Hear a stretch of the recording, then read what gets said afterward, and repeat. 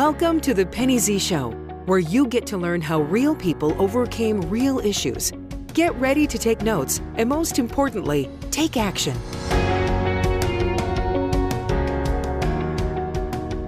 Hi, this is Penny Zellenkoff. I just want to welcome everyone to what I am calling the Everything Empowering Movement. I am excited to have my first guest on a brand new series that we're starting called the Less Than Movement. I believe everybody probably at some point in time has had an experience where we have felt less than in our life, whether it's as a child or as a teenager or even as an adult.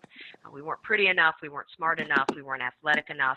And so in talking with a variety of people over the course of the last several months and hearing many, many stories, I decided that it was important to be able to let people know that we're not alone. We all have the less than feeling at some point in time in our life. So in doing so, I have asked I've asked several people to help me out and share their backstory with us. And so I'm excited to introduce to you today Kristin Royce. I met Kristen about a year ago through an organization that is called Life and Air. It is a coaching and a mentoring group that supports personal and professional development. And so I'm excited to have her on today's show.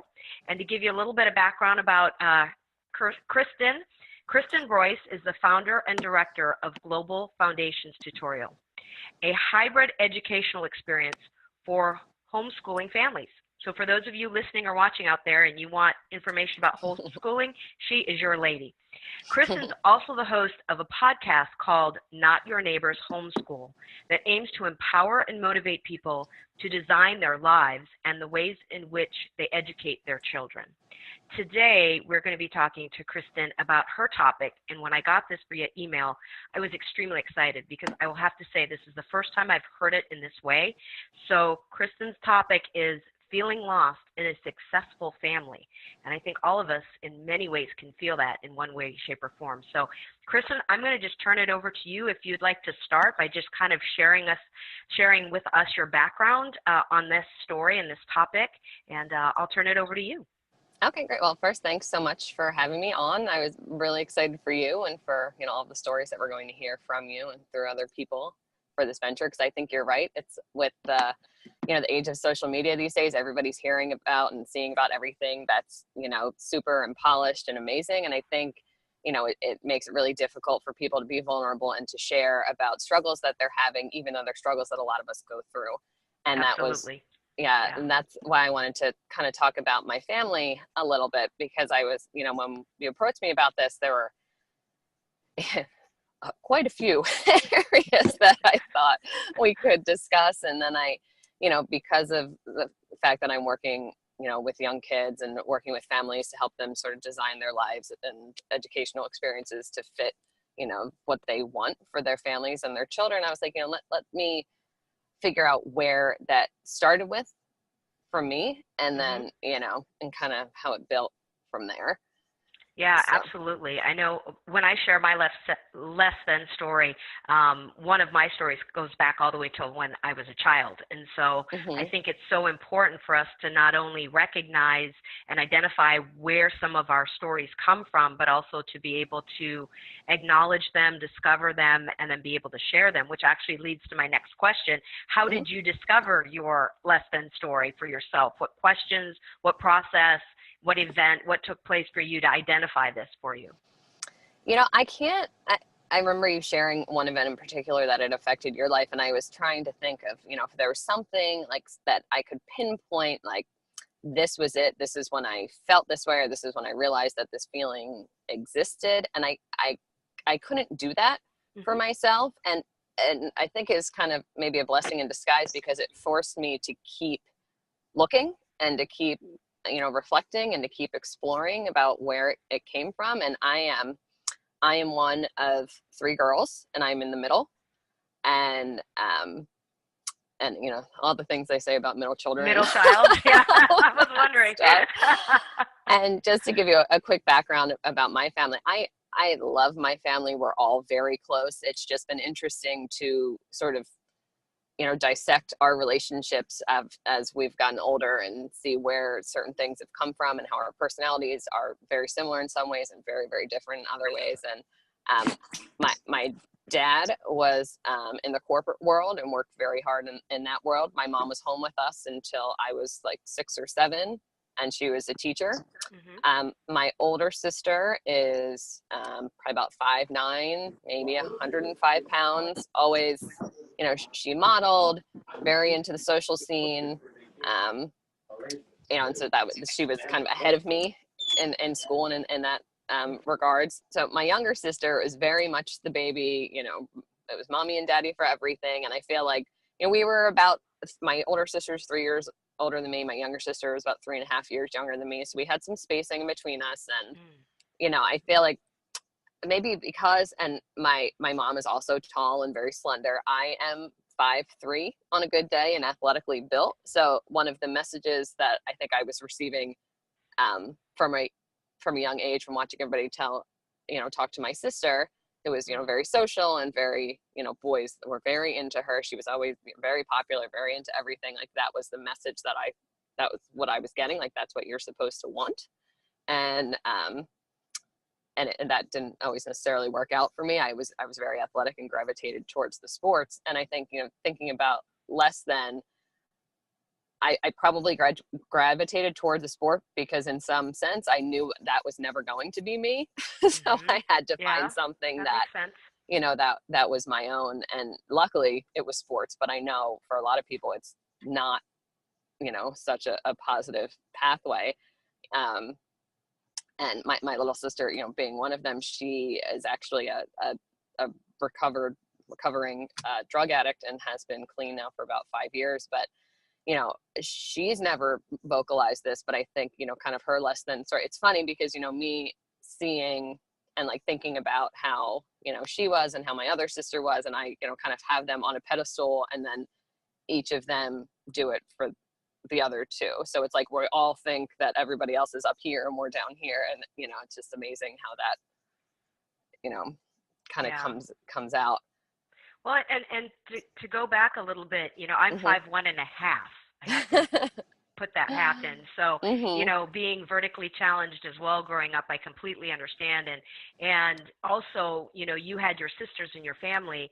I didn't have that, but I had the media. I had the models and the actresses and the people that were on TV that said I'm supposed to be tall and thin and long-haired and beautiful. And so, I think sports does help us. It's one of the several means, especially growing up as kids, with having good coaches and having that team effort that gives us self-confidence that we may otherwise not have because of our surroundings. Whether it's in our family or, it's outside of our family in our communities or in the media or things like that. So that's a very good point that you made. So in talking about how does this affect you and how have you overcome that from when you were a child to now when you're adult? Does it still affect you? And if so, how? And if not, how did you overcome that? I think it goes back to the sports as well. I was very fortunate to have been on some excellent sports teams, but I was never the standout player. I was always very consistent, very solid, would start and play the whole game, but you kind of person you never really would notice. And I was okay with that because I was part of, a team.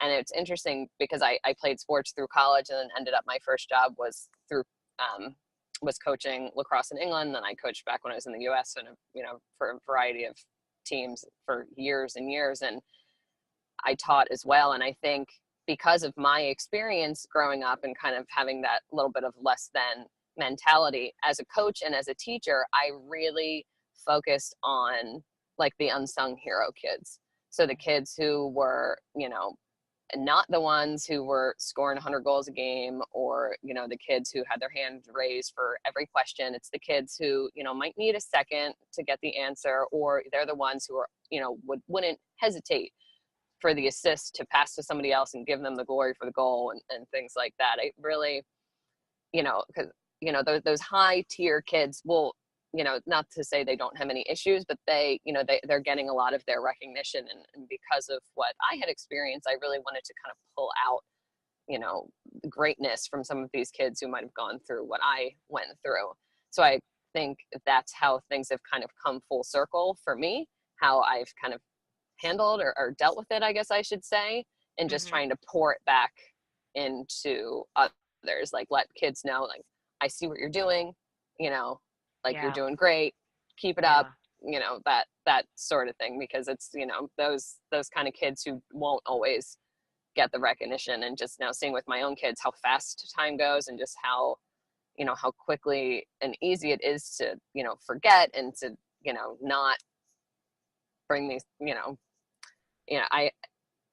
and speaking of today, so I have 2 girls right now, and my husband and I are not sure if we're done having kids. And part of my hesitation is, you know, what if I end up with 3 girls and then we have the same dynamics as, you know, my family does, which again, we have a very loving, close-knit family, but in the back of my head, you know, I have, you know, all of these sort of predisposed thoughts that, you know, so I think, well, it still affects me, you know, I wouldn't say negatively, that kind of, you know, it's in my mind reel. I think, you know, I've tried to turn it into a positive for people that, you know, that I work with, namely kids. Well, thank you for that. I mean, first off, working with kids is just incredible, and there are so many issues. That's a whole nother topic to go into with kids in our society today. I mean, you know, growing up, we were worried about fist fights, you know, and maybe some name calling.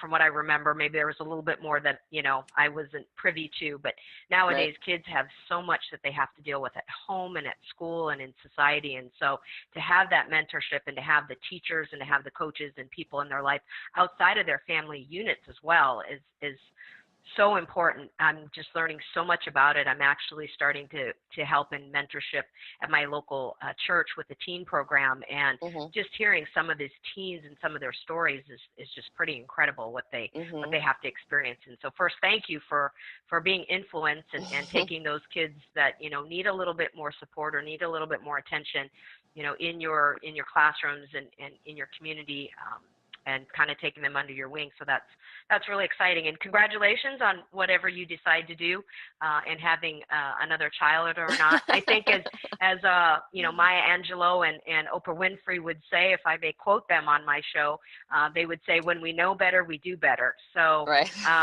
you know, I think that you've experienced some great opportunity growing up and had a loving family. And even from that experience, you've learned some other experiences in which you can bring into your family and household as well. So I just wanted to ask you, kind of in wrapping up this interview and your time, which I greatly appreciate it, if there's anything else you would like to share or any advice around this topic that you would like to give to our listeners at this time.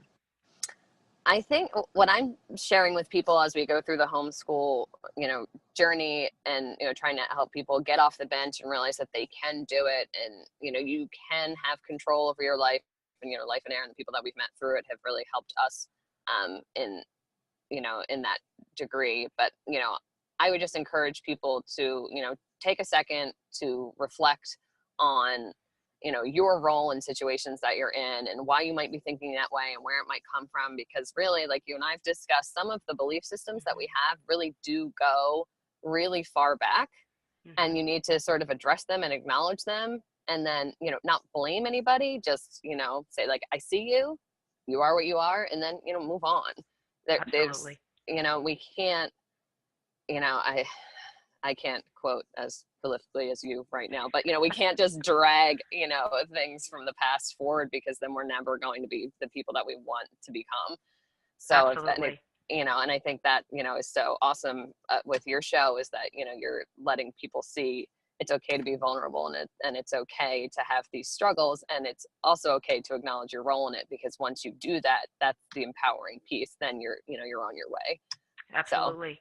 Well, and like you said, I mean, we can't live in our past, but our past allows us to heal.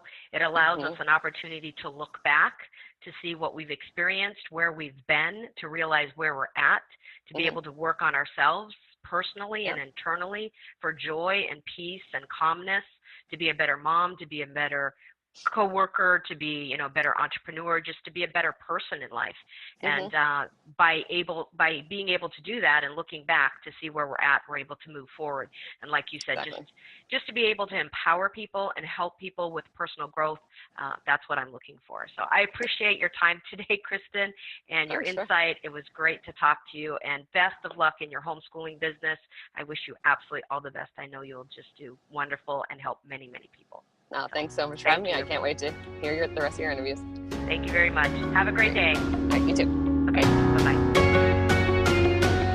Thank you so much for listening. If you want to hear more, including specific ways to empower yourself, go to thepennyzshow.com.